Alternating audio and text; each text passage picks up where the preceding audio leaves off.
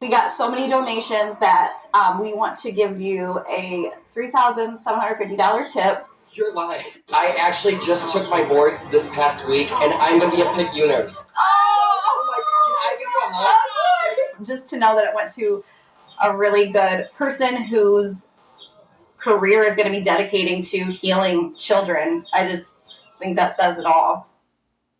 The Miller said paying it forward helps them heal more than anything. The Community Blood Center in Dayton says it's in need of critical blood types. The CBC said it needs O negative, type A negative, and type B negative. All of those are at the emergency level of a 2-day supply. It says anyone who registers today and tomorrow will get a free $10 Kroger gift card. Residents at Liberty Place in Westchester rang in the first day of summer with a game of watermelon bowling. Well, these are photos Liberty Place sent to WHIO TV tonight. The staff lined up some bowling pins, and as you can see, residents there tried to knock them down using watermelons. The center says celebrating summer brings back happy memories for those residents. And now, your Storm Center 7 forecast with meteorologist Robert Gauthreaux III. That looked pretty fun. I think so. Yeah. The melon of a time. You were trying to think what to say. Yeah. That's okay. Well, I'm glad that they sent us those pictures because that looked amazing. And summer does mean watermelon. Also brings the heat. And down south, it's been hot. It has been very hot, although it does seem like it's scaling back a bit. Even our temperatures are going to be a little bit cooler heading into the first full day of summer tomorrow. Now, here's some heat alerts across the Lone Star State. We were looking at a lot of pink earlier, which are excessive heat warnings. That's about as hot as they can get. And then these orange counties are the heat advisories. Now, the whole state, for the most part, was covered, but it has scaled back a bit. In fact, just this part of South Texas is actually under the excessive heat warning anymore. That being said, they've got other things to worry about, too. Very impressive supercell storm. This is what you call a supercell. These are those big, big storms that produce the big tornadoes, very large hail. And it's moving down to the south. It's traveled quite a bit, moving into Stonewall County, Texas.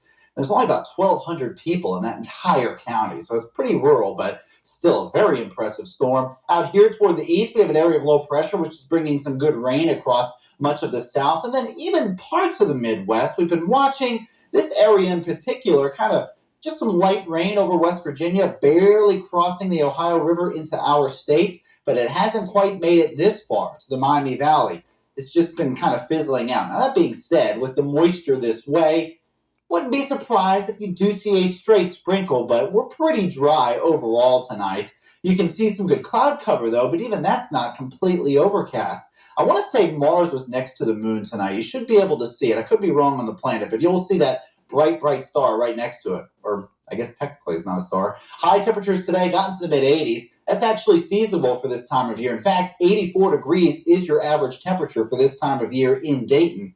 And that's what we got. Most places actually did reach the 80s, 86 in Oxford. Good news, I guess, is that we stayed out of the 90s. Temperatures right now are starting to cool down a bit. Some of us are in the 60s, like in Sydney, 68 degrees, 66 in Urbana. We're still hanging on to 72 degrees in Dayton. A little bit warmer than this time yesterday. Not as drastic as earlier this evening, but still a bit of a difference, about a 3-degree difference in Dayton tonight. 9 degrees warmer than this time yesterday up in Sydney. Next 24 hours, we're going to drop down into the low 60s and then back into the 70s tomorrow. That's it. We're going to be a little bit cooler tomorrow, so it should feel a little bit nicer. And similar story for Friday, but we do have rain on the way. Now, the Futurecast shows a stray sprinkle here or there into the overnight hours. Here's a look at 9 a.m.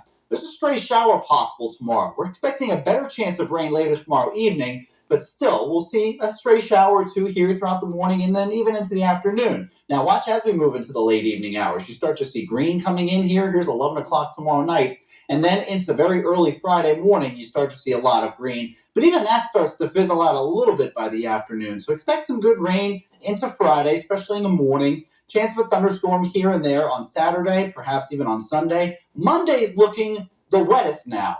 As we move into that date, might have to look at that for severe weather. It's still several days out, but as we get closer, we'll have a little bit better idea. Temperatures are going to be pretty seasonable into next week.